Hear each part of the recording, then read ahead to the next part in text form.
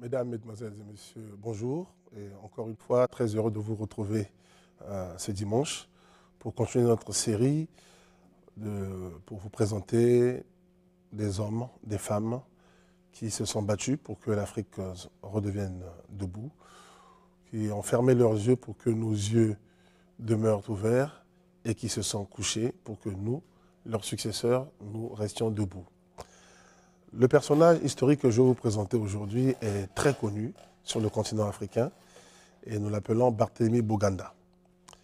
Barthélemy Boganda vient au monde un certain 4 avril 1910 dans un territoire qui est déjà une colonie française appelé Ubangui-Chari. Pourquoi les colons l'ont appelé Ubangui-Chari? Tout simplement parce qu'il y a deux cours d'eau très importants dans ce pays, d'une part l'Ubangui et d'autre part le Chari. Plus tard, évidemment, ce pays sera connu sous le nom de Centrafrique, mais on y reviendra. L'enfant est très brillant. Il fait l'école catholique, comme beaucoup à l'époque, parce que n'oubliez pas, il faut le redire sans cesse, lorsque les Africains sont envahis, les envahisseurs ont deux bras. Il y a d'une part la baïonnette, d'autre part la Bible. Quand la baïonnette ne marche pas, on passe par la Bible. Quand la Bible ne marche pas, on passe par la baïonnette. Donc les catholiques, les prêtres catholiques et les pasteurs protestants étant en quelque sorte les auxiliaires de l'administration coloniale, ouvrent des écoles et dispensent des enseignements aux enfants africains. Et c'est ainsi que Barthélemy Boganda va y aller. Mais tous les enfants n'y vont pas, parce que les écoles, il n'y en a pas partout. Il y a des villages où il n'y a pas d'école, il y a quelques villes où on trouve des écoles, mais pas en nombre suffisant pour mettre tous les enfants. Nous répétons que l'élève est très brillant, il réussit son parcours et les prêtres le sélectionnent pour qu'il devienne un jour un de leurs successeurs. Il deviendra donc prêtre à son tour. Cependant, il vit parmi ses frères et sœurs africains. Il est conscient que ça ne va pas.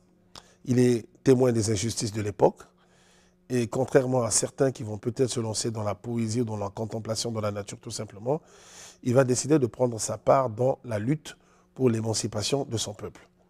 Sauf que, comme vous le savez, le Vatican n'aime pas trop voir ces hommes se mêler d'une certaine politique. Certes, la religion est une autre façon de faire la politique, mais au Vatican, on n'aime pas trop ça. Et il va finir par avoir conflit. Et un jour, Barthélemy Boganda va écrire un courrier au pape de l'époque pour présenter sa démission. Il ne veut plus être prêtre.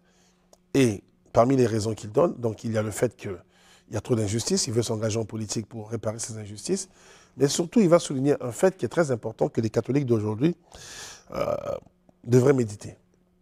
Il dit, je suis africain, et dans la culture africaine, il n'est pas normal de demander à un homme de renoncer aux femmes et de renoncer à avoir des enfants. Et quand il démissionne, il épouse une Française avec qui ils auront 3 enfants. Il se lance en politique. Il est tellement populaire, il est tellement proche des gens que son parti politique va ramasser toutes les voix possibles. Et c'est ainsi qu'il sera le représentant légal, si on peut dire, de ce jeune État appelé Ubangui-Chari. Mais il ne se contente pas de ça, lui, il veut les États-Unis d'Afrique. Il se bat déjà pour les États-Unis d'Afrique. Et quand il forme les jeunes à l'époque, l'objectif, c'est qu'il y ait des États-Unis d'Afrique un jour.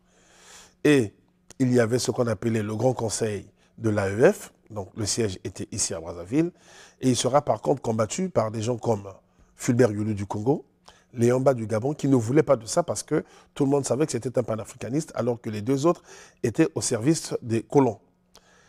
Ça ne marchera pas. Il échouera dans sa conquête du pouvoir pour qu'il y ait un jour les États-Unis d'Afrique. Et c'est là qu'il va prendre une décision historique qui est très peu relevée. Il décide de rebaptiser son pays. De l'Ubangui-Chari, ça devient République centrafricaine. Parce qu'il dit, c'est le centre, nous sommes au centre de l'Afrique, nous sommes au cœur de l'Afrique. Un jour, on s'en souviendra que de ce pays est partie l'idée des États-Unis d'Afrique. Comme nos devanciers, mais nous, on l'avait reprise ici, en Afrique centrale. Et je répète, à chaque fois qu'il y a élection, c'est lui qui gagne. C'est son parti qui gagne. Évidemment, au niveau de la colonie, enfin, au niveau des colons, ça ne passe pas. Et c'est ainsi que le 29 mars 1959, il va perdre la vie dans ce qui est officiellement un accident d'avion dans la Lobaye, sa région d'origine. Il n'y a jamais eu d'enquête. Des témoignages font comprendre qu'a priori, il y a eu sabotage. Mais tant que le gouvernement centrafricain actuel ne mettra pas les moyens pour chercher à savoir ce qui s'est passé, on en restera dans les spéculations. la Centrafrique existe toujours. Boganda est le plus grand héros de ce pays. C'est même un héros au-delà pour les panafricanistes qui le connaissent.